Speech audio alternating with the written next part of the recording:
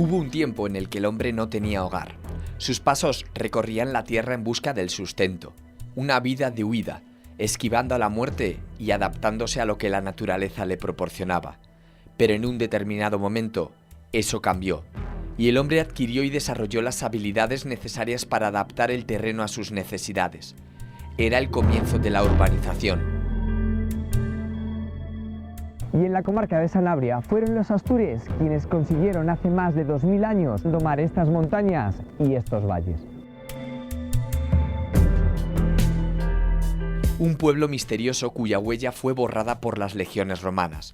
Un rastro que la arqueóloga Pilar Lagarejos ha perseguido durante décadas en busca del último castro astur en Sanabria, el único reducto que sobrevivió al ansia de poder imperial. La abundancia de minerales convirtió a esta zona de nuestra comunidad en un botín demasiado apetecible para el Imperio Romano. Pero es en la frontera con Galicia, en la localidad de Lubián, donde aún podría haber sobrevivido un pequeño reducto astur. A nuestra espalda el castro de Asmuradellas. Pilar, ¿dónde se encuentra exactamente? Bueno, pues estamos en el término municipal de Lubián, rodeados por la Sierra de Marabón. Aquí hace un meandro el río Tuela.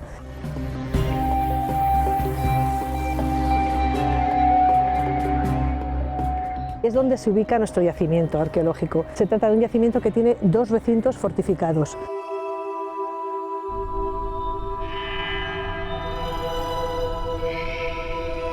Es un castro prerromano. Las fronteras naturales servían de defensa y en aquellas zonas que la debilidad podía manifestarse, las dotaban de defensas artificiales.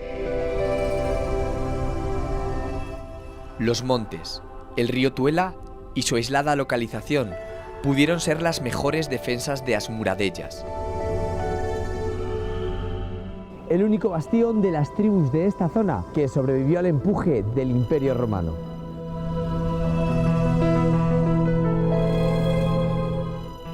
Es cierto que consiguieron mantenerse independientes. ¿Quiénes vivieron aquí? ¿Cómo lograron sobrevivir a tan poderoso enemigo?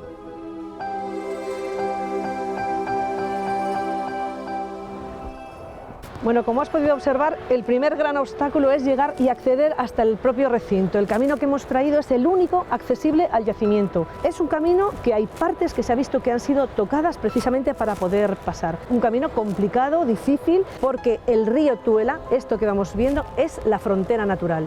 Es la frontera que separa y que aísla.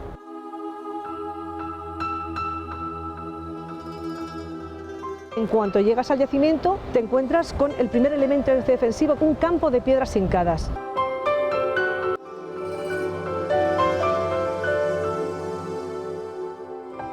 Piedras hincadas, es decir, clavadas en la tierra, colocadas a postas. Siempre salían de la cantera, las trabajaban y las hacían. Acabadas en aristas, sus puntas tan juntitas que no permite ni que una persona camine.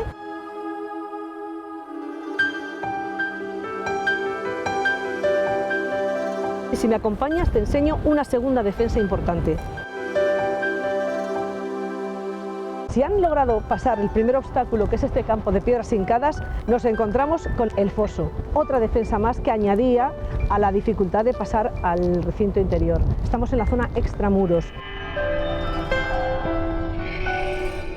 Y en este caso, un doble foso. Por aquí viene una de las caídas y por ahí otra. Confluyen en la misma caída, que tendrá aproximadamente unos 20 metros.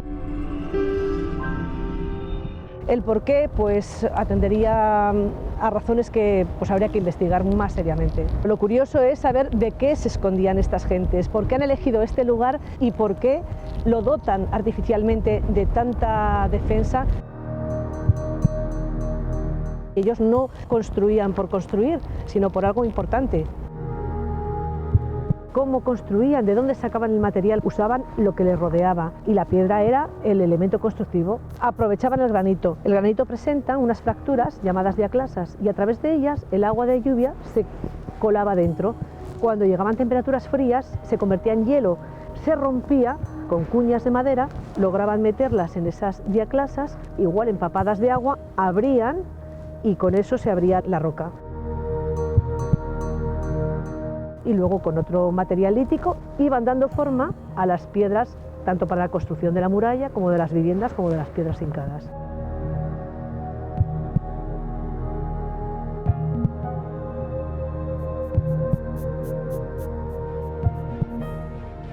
Los estudios realizados aseguran que la finalidad de este primer castro era la de guardar el ganado y una hipotética caballería, pero uno de los grandes misterios de este lugar es su recinto secundario, un espacio con una alta seguridad. ¿Qué había en su interior? Era algo valioso.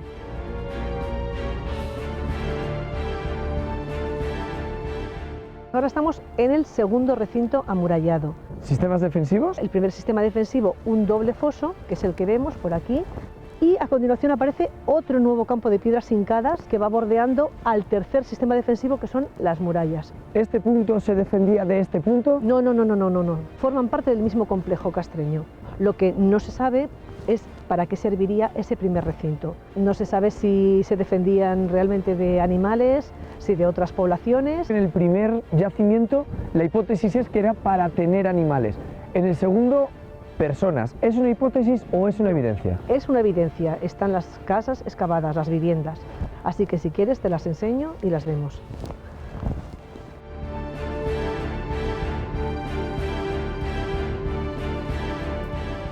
Pilar, ahora nos encontramos intramuros del Castro 2, ¿no? Correcto. En la parte que se han excavado dos viviendas. Al comprender un espacio tan pequeño, la construcción parece que presenta un cierto grado de organización de espacio. Lo interesante de esta vivienda es precisamente la estructura que presenta. No es redonda, es, como veis, rectangular, pero lo curioso es que remata sus esquinas en redondo. El enigma de estas viviendas, si os dais cuenta, es continuo el muro y no se sabe exactamente dónde tendría la puerta. ¿Se puede llegar a saber cuántas personas habitaron este lugar? En este caso es una hectárea lo que ocupa todo el yacimiento y parece ser que aproximadamente unas 100 personas, un centenar de personas podrían vivir aquí. Estamos hablando de una datación del siglo IV, III y II antes de Cristo. ¿Y la desocupación? No fue violenta porque no se han encontrado elementos determinantes de que hubiera habido violencia en la desocupación.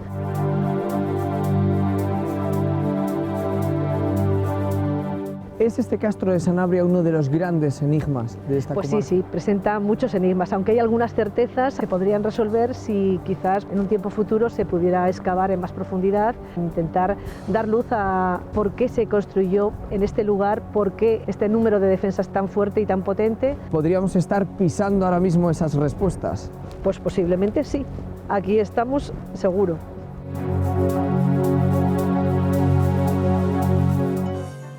As Muradellas es un fantasma que flota sobre el meandro de un pequeño río, 200 kilómetros al sur, ya en la provincia salmantina. Otro poblado con más de 2 milenios de existencia nació también cerca de las aguas de dos arroyos.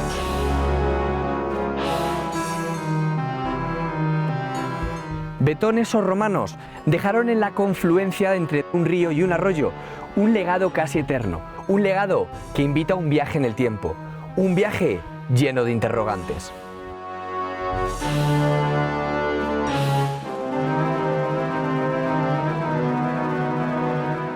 Maribel, ¿dónde se encuentra la localidad de Yecla de Yeltes? Yecla de Yeltes está situada en las Arribes del Duero, a unos 7 kilómetros de Vitigudino, que es la cabecera del partido. Es una zona muy amplia que abarca toda la frontera con Portugal y luego linda con la comarca de Ciudad Rodrigo.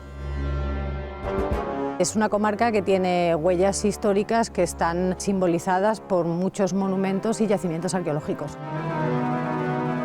Quizás el más conocido sería el Castro de Yecla de Yeltes. Es este.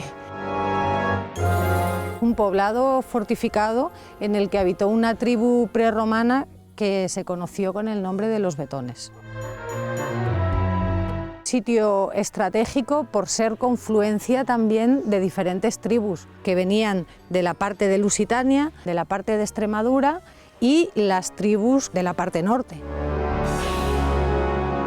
¿Por qué aquí? Los castros son enclaves estratégicos situados en un altozano que permite ver el horizonte para controlar al enemigo si se aproxima, rodeados en alguna parte por un río. El agua y la piedra son los dos elementos más importantes de la cultura vetona. El castro comenzó a estar habitado en el siglo V a.C. Pervivió la habitación hasta el siglo XII. Quiero decir que los vetones vivirían aquí desde el siglo V aproximadamente hasta el siglo II o III después de Cristo. Los vetones que vivieron aquí vivieron aislados en esta zona. Toda esta zona la conforma territorio vetón, que estuvo habitado durante esa época por varios grupos sociales que se ubicaron en diferentes sitios. En un radio de 10 kilómetros podemos encontrar hasta 7 poblados. Están puestos en valor e interpretados el castro de Yecla de Yeltes y el castro de las Merchanas en Lumbrales. Ambos forman una ruta de arqueoturismo denominada Territorio Vetón, que fue impulsada por la Diputación. Es uno de los viajes en el tiempo más espectaculares que podemos hacer sin tener que recurrir a artilugios tecnológicos ni a realidades virtuales. Te trasladan a una época de hace miles de años de una manera realmente simple, que es el contacto.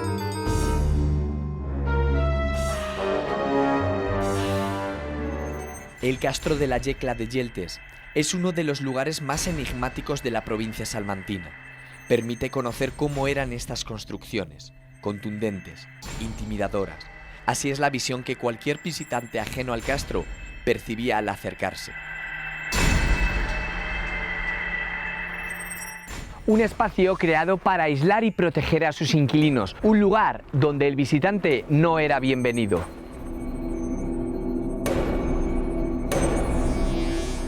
¿Qué se sabe de quiénes habitaron este castro? ¿Quiénes eran? ¿A qué se dedicaban? Era una tribu prerromana de origen indoeuropeo. Esa tribu se asentó aquí y construyó este poblado. Aquí vivieron alrededor de unos 700 años. Los restos arqueológicos nos permiten determinar que era una sociedad jerarquizada. Quiero decir que tenían una jerarquía. El carácter de esta tribu lo marcó fundamentalmente la aparición del hierro. Permitió que naciese primero una élite guerrera y también permitió que existiera una parte de agricultores, tenían posibilidades de labrar la tierra de otra manera, dedicarse a una actividad económica que por primera vez era excedentaria. Nos permitió también dejar de ser nómadas y asentarse en un sitio.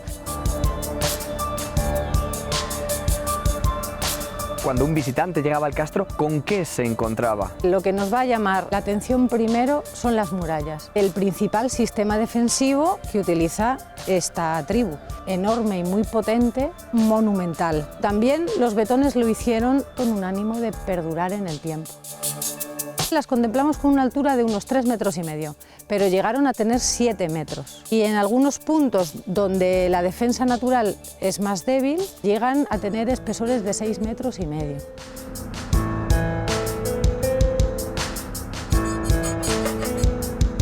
En este sitio también vemos otro de los sistemas defensivos fundamentales en los castros. Esto es un campo de piedras hincadas que los vetones colocaban para impedir el acceso del enemigo a caballo. Tenía que bajarse del caballo y seguir a pie. Entonces era más fácil defender el castro de un enemigo que venía a pie que de un enemigo que venía a caballo.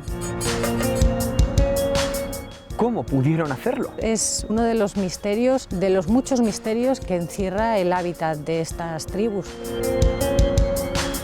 Estamos hablando de una tribu que era prehistórica, de una construcción que se hizo en la última etapa de la prehistoria, concretamente en la Segunda Edad del Hierro. O sea, una época en la que ingenios no había, máquinas no había. Sorprende cómo la voluntad de este pueblo fue capaz de mover piedras que pesan más de 1 tonelada. ¿Cuántos accesos tenía esta ciudad? El castro de Yecla de Yeltes tiene 4 accesos. No todas estuvieron en uso en todo el periodo en el que estuvo habitado. Actualmente hay 3, más una que está cegada, y 2 portillos por los que salían al río. ¿Vamos para adentro? Vamos para adentro. ¿Dónde nos encontramos ahora? ¿En un acceso o en un sistema defensivo? Nos encontramos en los 2 sitios, en la puerta norte, que es la puerta principal del castro de Yecla de Yeltes, y también en otro de los sistemas defensivos de los castros. Las puertas estaban construidas con una idea determinada. La puerta norte es una puerta en esviaje. Los muros van hacia el interior del castro. El enemigo entra y ellos podían defender al enemigo desde las paredes laterales. Realmente era una trampa que invitaba al enemigo a entrar, pero le encajonaba en este sitio.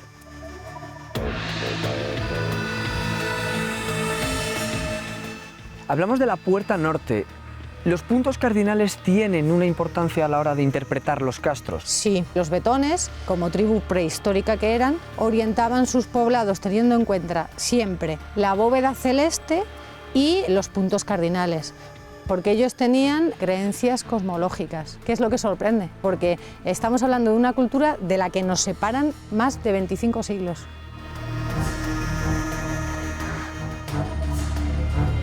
Estamos ante otra de las puertas del castro. Esta puerta es en embudo, es mucho más ancha según la ves y luego se va estrechando a fin de que el enemigo no pueda entrar en tromba, sino que tenga que entrar de uno en uno, facilitando así la defensa de la puerta. Tenemos 2 torreones que corresponderían a la época vetona. Estos 2 muros corresponderían al estrechamiento que hicieron los romanos para evitar que entrasen las máquinas de guerra. O sea, las puertas de los betones ya les parecían muy grandes.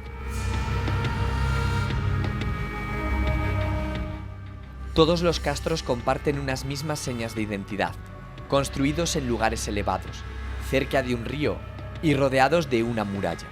Los lienzos de esa línea defensiva son un verdadero alarde técnico inexplicable hasta hace relativamente poco. Construcciones que en el siglo XXI pasan desapercibidas, pero que en un tiempo de continuas escaramuzas eran indispensables para asegurar la supervivencia. Un castro, el de las Merchanas, en la localidad de Umbrales, permite descubrir uno de los grandes secretos betones. ¿Cómo es la estructura de este castro? Tiene forma de almendra, un perímetro amurallado de unas 8 hectáreas, pero la superficie útil del castro se reduce a 5 hectáreas. 2 accesos, la puerta norte, que es la puerta vetona, y la puerta sur, que es la puerta monumental romana en la que nos encontramos. Y tiene 2 portillos de acceso al río y de acceso a la necrópolis, que actualmente está tapada y no se puede visitar. La orientación de este castro es casual. El emplazamiento de los castros es muy peculiar. Están situados siempre a la solana y se nota que se está calentito. Esta puerta monumental es la primera vez que en un castro se ven vestigios tan claros de la ocupación romana. Está hecha con sillares de porte muy monumental, en contraposición con los sillares toscos que serían típicos de la época castreña.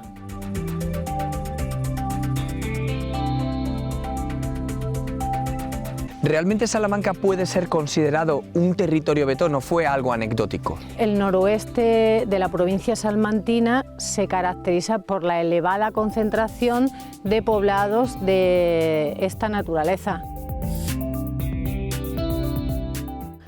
Todos componen una ruta arqueológica que discurre entre este castro de las Merchanas en Umbrales y el castro de Yecla la Vieja en Yecla de Yeltes. Tienen un patrón de asentamiento que es común. El enclave elevado permite el control visual de una cierta extensión de terreno. Son intervisibles entre sí, situados a poco más de 5 kilómetros. Su modo de vida consistía en el aprovechamiento de los terrenos para ganadería y también agricultura. Esa proximidad ha provocado conflictos, por lo tanto, se veían, se comunicaban, pero también vigilaban los movimientos por si acaso. ¿Qué hace especial a las Merchanas o es un castro más? No, no es un castro más, es un lugar muy especial. Destaca la gran variedad de elementos característicos de época castaña. Es muy difícil encontrar un poblado que tenga tantos recursos de esa época, y además también es difícil encontrar un poblado como este donde las huellas de la romanización sean tan visibles.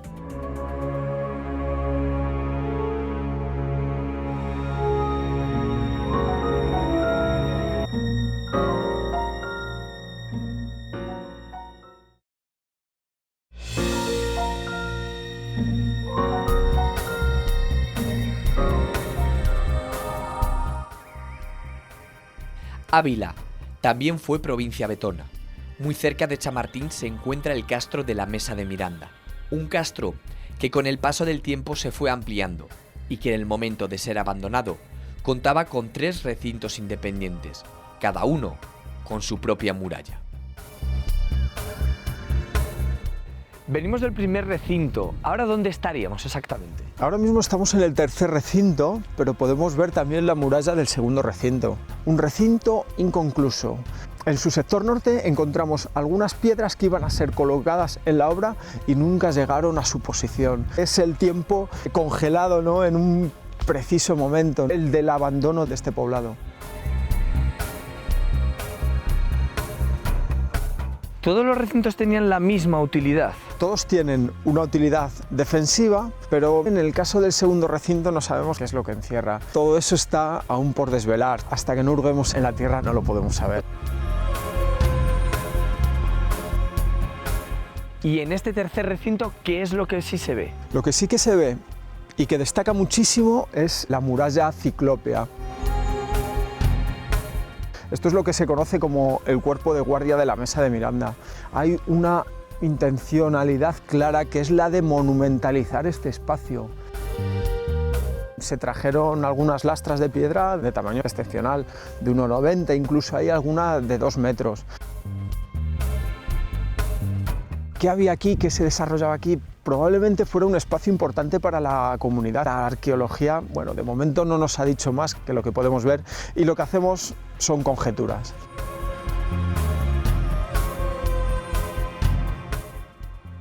La defensa de los castros era la principal obsesión de los vetones, el punto inicial del resto del asentamiento. La muralla ciclópea de la Mesa de Miranda fue para las gentes que vivían aquí algo tan necesario que les obligó a modificar no solo el castro, sino también el sagrado espacio de la necrópolis. Estamos dentro de la muralla. ¿Esto sería una de las casas circulares que estamos acostumbrados a ver en los castros? Las casas de los sitios arqueológicos de los vetones en la provincia de Ávila son de planta cuadrada. Estamos encima de un túmulo funerario, donde los vetones, después de incinerar sus muertos, los metían en una urna y los enterraban dentro de estos túmulos.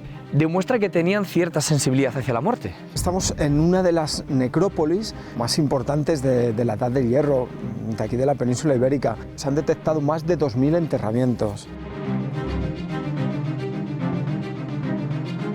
Esta necrópolis en concreto está dividida en 6 sectores. Estamos en el sector 6, ¿no? Un sector 6 sobre el cual discurre la muralla del tercer recinto.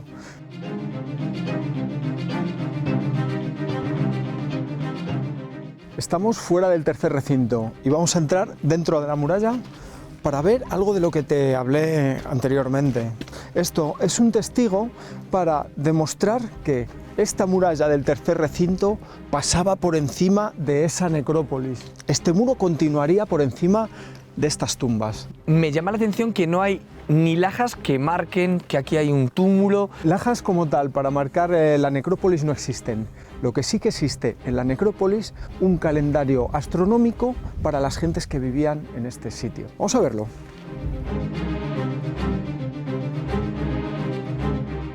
Aunque en el siglo XXI el castro sea percibido como una única unidad, los arqueólogos descubrieron que sufrió diferentes ampliaciones para hacer frente a las necesidades de la población. Y entre todas esas necesidades destacaba una que era obligada: la muerte. Al sur del poblamiento, un nuevo hallazgo completaba el trazado de la localidad.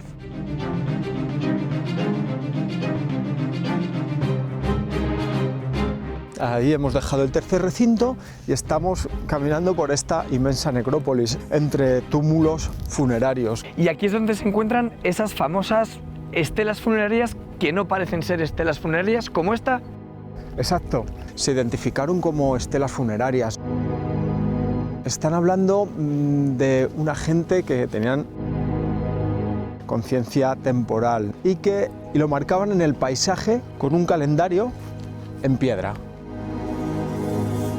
Aquí tenemos 3 piedras que están alineadas. Podrían estar marcando el norte y el sur, marcando fechas importantes en el calendario betón, los solsticios, la época de recogida de la cosecha. Habría una casta sacerdotal que comprendían los fenómenos naturales que ocurrían a su alrededor.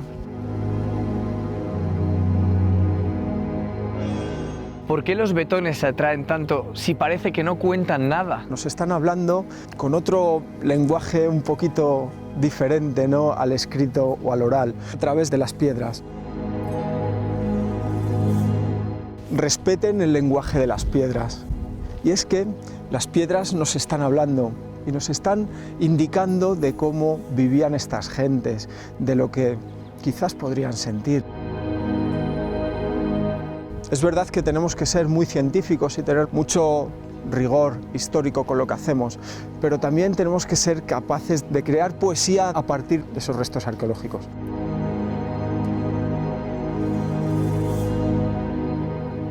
El cementerio de la Osera fue despojado de los marcadores que identificaban los enterramientos, pero en Pincia, muy cerca de la localidad vallisoletana de Peñafiel, la necrópolis de las Ruedas permite acercarse a la simbología betona.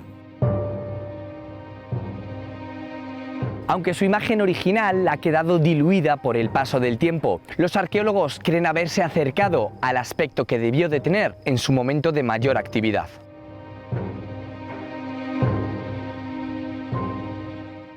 ¿Cómo identificaban los espacios de enterramiento? Aquel cerro, ubicado a 2 kilómetros del lugar, el Cerro de Pajares, tiene en su cima la respuesta a esta pregunta.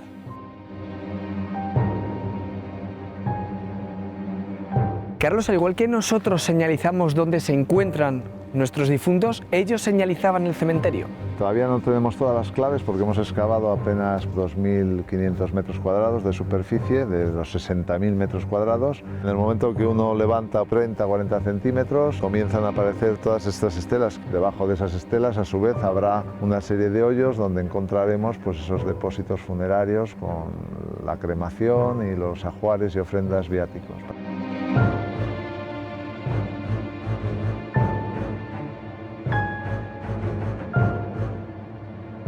Sabemos que se organizaba y que había hitos externos como estos que estamos viendo. Estas estelas de piedra caliza están traídas a 2 kilómetros de distancia del Cerro de Pajares. Son piezas que en algunos casos pues, pesan 2 toneladas. Pueden estar redondeadas o apuntadas, dadas un poquito de forma, pero lo normal es que no tengan prácticamente ningún tipo de trabajo fuera de esto, ¿no? Las estelas constituyen un elemento de contacto entre los vivos y los muertos. Es el lugar donde uno puede identificar dónde están sus antepasados, pero al mismo tiempo es el elemento de conexión entre el inframundo con el aire, con lo aéreo, con los vivos.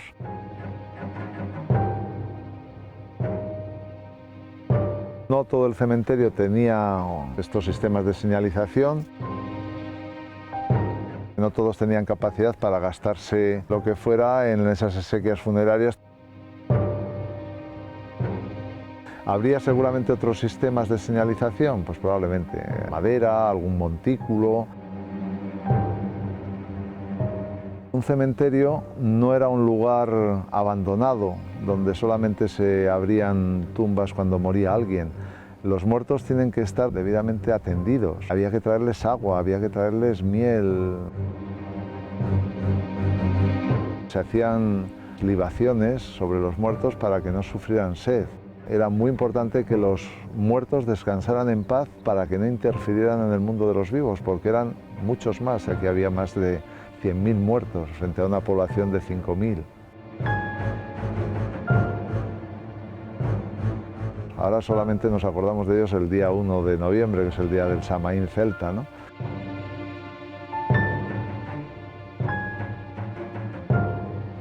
Me llama la atención que está ennegrecida. ¿Tiene que ver también con las 7 vidas que tuvo Pintia? Aunque es una teoría que es difícil de verificar, sospechamos que esto es estrictamente guerra psicológica. Esto fue destruido violentamente por incendio. La ciudad es sitiada por los ejércitos de Pompeyo. Esta zona quedaba dentro de los sitiadores, una zona de tumbas muy ricas, y qué mayor ofensa para intentar rendir la ciudad que seguramente plantear la disyuntiva de destruir la memoria de los antepasados, incendiando y tirando abajo todas las estelas.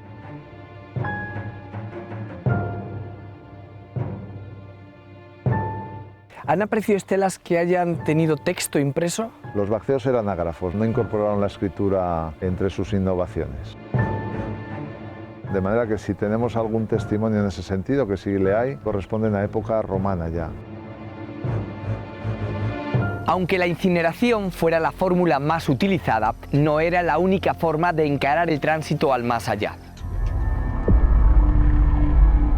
El lenguaje es la gran barrera que nos separa de los betones.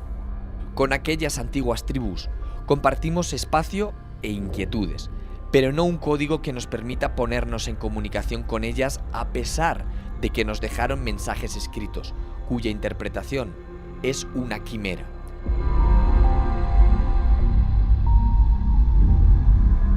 Algo casi tan complicado como localizar las insculturas que parecen querer esconderse en la roca.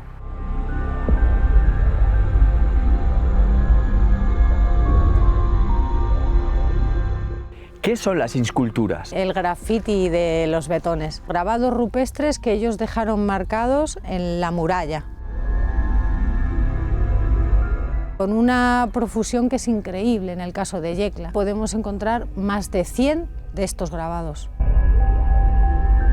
Podemos encontrar équidos, encontramos zorros, encontramos toros, encontramos también representaciones humanas, aunque sean escasas, cruces, círculos y laberintos, que podrían corresponder a una etapa ya de habitación más posterior.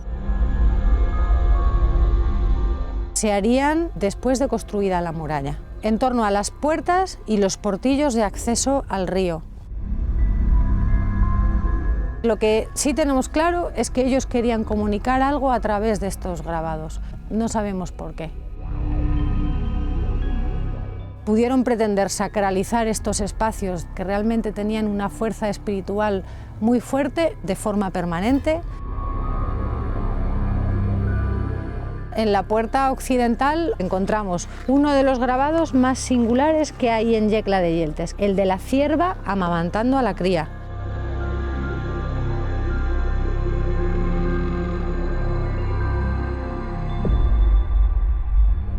El castro estuvo habitado desde el siglo V a.C. hasta el siglo XII, momento en el que la población se trasladó hasta la actual localidad. En ese momento, el castro quedó deshabitado.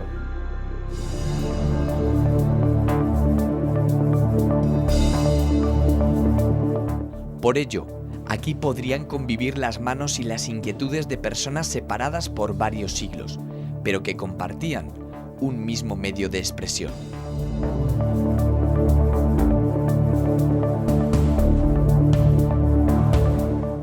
Pues estamos en la puerta suroeste del castro, otro núcleo donde se encuentra una concentración de grabados muy abundante, principalmente équidos. Vemos un grabado aquí, otro grabado allí, vemos otro grabado aquí.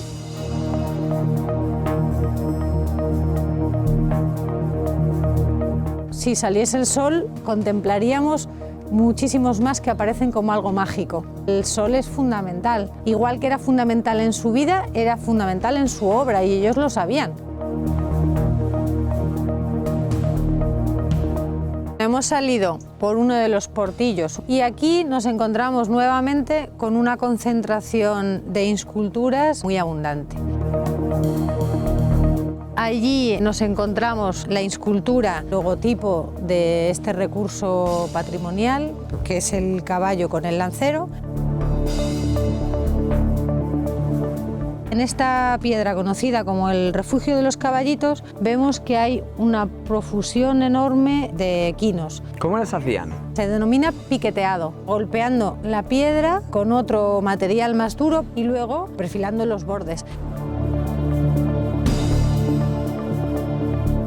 Las figuras humanas las podemos ver en esta zona representadas en esta piedra. Vemos la cabeza, las piernas y vemos los brazos. Y aquí habría otro equino formando una escena.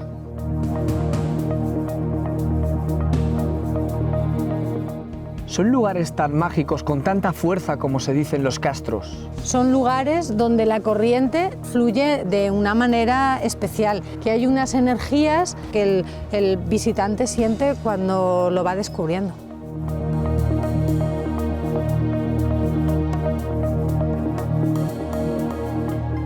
Las esculturas no son el único enigma de los castros. En alguno de ellos, extrañas esculturas han aparecido. Berracos. Ese es el nombre que reciben estos tótems. Toros, cerdos y otros animales relacionados con una hipotética cabaña ganadera parecen ser los modelos que inspiraron estas figuras.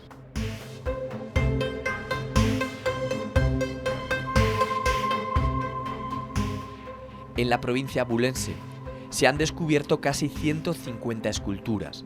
¿Pero qué se sabe realmente sobre ellos? ¿Se han realizado investigaciones en profundidad?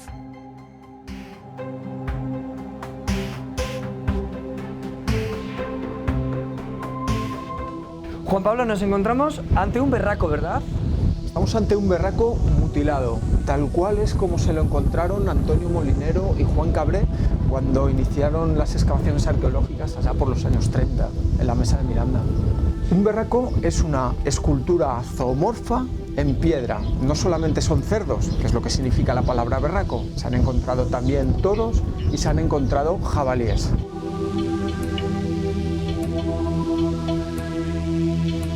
Estas figuras fueron esculpidas probablemente entre el siglo IV a.C. y el siglo I después de Cristo. Los que todos tenemos en la cabeza son de 2500 años aproximadamente. Se han encontrado muchos berracos en la provincia de Ávila. La provincia de Ávila es el área nuclear de los berracos, donde mayor concentración hay de estas esculturas, que luego se extienden por la provincia de Salamanca, Toledo, incluso llegan a algunas zonas de Portugal. Muchos han sido trasladados y muchos tienen aspectos más que curiosos. Berracos que estaban en diferentes fincas fueron trasladados a la ciudad de Ávila. En el cementerio musulmán que se excavó en la ciudad de Ávila se encontró el berraco de un cerdo. ¿Se ha investigado sobre los berracos? Se ha investigado, se está investigando. Son numerosas las teorías que intentan dar una explicación a este fenómeno. Varias hipótesis se han formulado sobre su fin último, pero ninguna ha encontrado las evidencias que la eleven al rango de certeza. Para algunos, estas enigmáticas figuras son señales territoriales. Para otros, un elemento mágico de protección. Aquí estamos en un berraco completo, pertenece al Oppidum de la Mesa de Miranda. Podemos apreciar perfectamente las partes de un berraco. Este caso es un toro, podemos distinguir la cabeza, se aprecian perfectamente los cuartos delanteros, los cuartos traseros, incluso los atributos sexuales de este berraco. Comparten un material común que es la piedra. En cuanto a la forma, hay una variación tipológica extraordinaria. Se especula mucho sobre su uso, sobre su utilidad, que si son marcadores territoriales. Pudo haber un momento en que entraran en conflicto los agricultores con los ganaderos y esos ganaderos dispusieron una serie de berracos en los cuales no se podría cultivar. También hay un aspecto simbólico de esas gentes sentirse identificados con estos animales. Nos están hablando de unas gentes, de unos indígenas que están orgullosos de su pasado y lo manifiestan poniendo en su enterramiento ese berraco. ¿Fueron los betones quienes hicieron esto? Los betones es el nombre que nos dieron los romanos de un pueblo en una época muy concreta. Vamos a ir a uno. Una excavación fortuita permitió en Lumbrales completar un berraco y ubicarlo en la posición original donde estuvo. En la puerta sur se muestra desafiante al forastero la seña de identidad de los betones. Los berracos, un símbolo que ahora les identifica, pero que en el pasado, sin lugar a dudas, debió de cumplir una función concreta. El esfuerzo que implicaba llevar a cabo estas esculturas no se justifica únicamente con el deseo estético. Nos encontramos en lo que fue la entrada principal del Castro de las Merchanas, la puerta betona, una puerta construida en embudo, destinada a contener el ataque enemigo. Te va metiendo en el interior del castro hacia un estrechamiento donde sería más fácil defenderse. En esta puerta nos encontramos a los berracos, la principal manifestación artística de este pueblo. Es una escultura zoomorfa que puede tener forma de toro, cerdo o jabalí. El berraco de las Merchanas es un jabalí en actitud de acometer. Ha tenido una vida muy intensa. Apareció en los años 80, pero apareció sin patas. Fue trasladado al municipio. En 2009 apareció el plinto del berraco, entonces ya se trasladó definitivamente a su sitio original, que sería la puerta de entrada de un castro.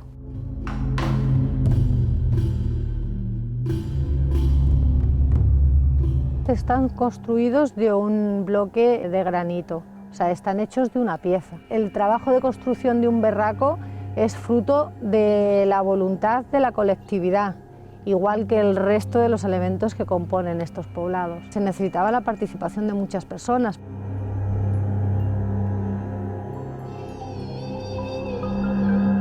Extrae un bloque de granito, unos 1000 kilos, y luego la cincelasen.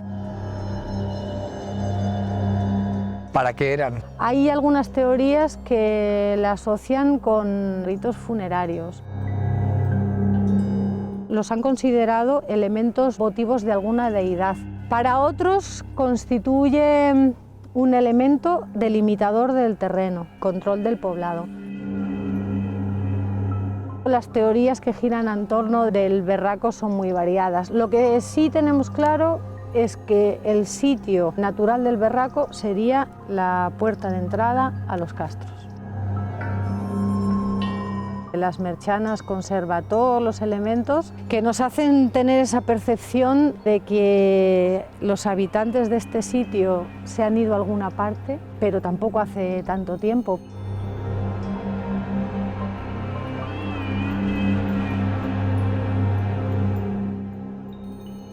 Signos, berracos, murallas, necrópolis. Aquellos pueblos lejanos nos dejaron un legado que nos permite acercarnos, aunque solo sea un poco, a una forma de pensar y actuar que ha hecho que nosotros seamos lo que hoy en día somos.